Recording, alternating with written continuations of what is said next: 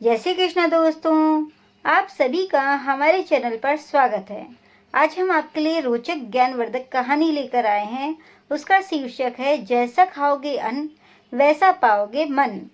बासमती चावल बेचने वाले एक सेठ जी स्टेशन मास्टर से साठगांठ हो गई और सेठ को आधी कीमत पर बासमती चावल मिलने लगा।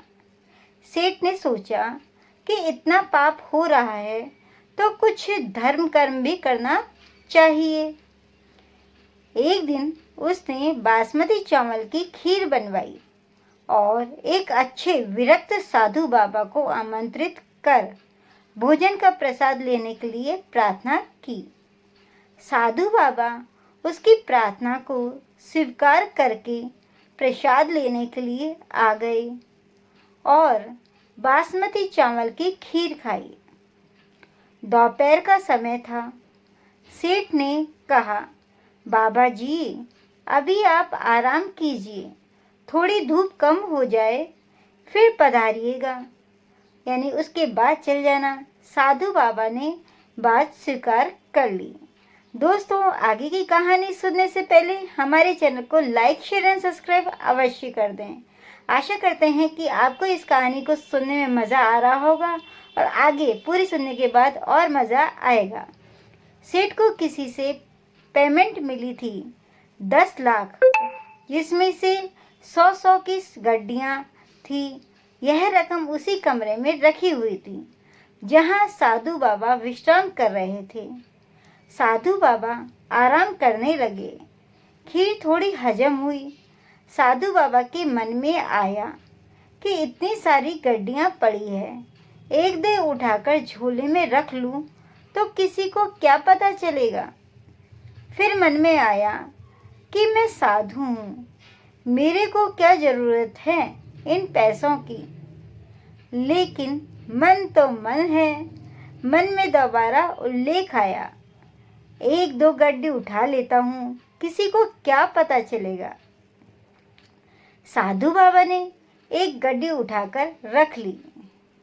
शाम हुई तो सेठ को आशीर्वाद देकर चले गए।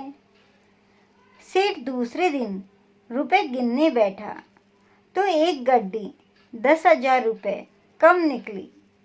सेठ ने सोचा कि महात्मा तो भगवत पुरुष थे, वे क्यों लेंगे।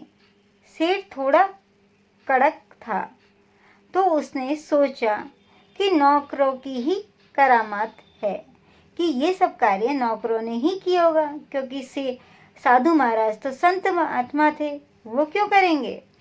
नौकरों की धुलाई पिटाई चालू हो गई। ऐसा करते करते दोपहर हो गई।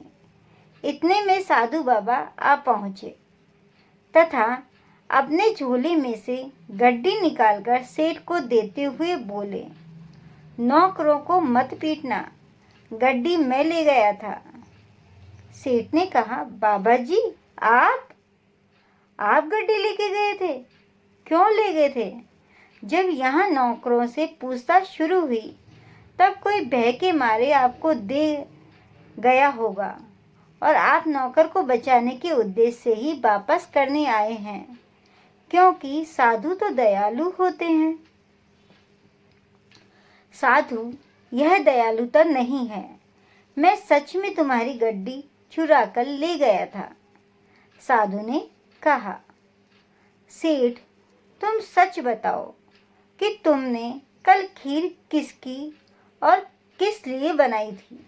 सेठ ने सारी बात बता दी कि स्टेशन मास्टर से चोरी के चावल खरीदता हूँ, उसी चावल की खीर थी।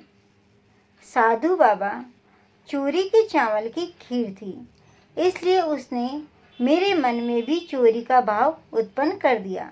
साधु बाबा ने बताया, सुबह जब पेट खाली हुआ, तेरी खीर का सफाया हो गया, तब मेरी बुद्धि शुद्ध हो गई।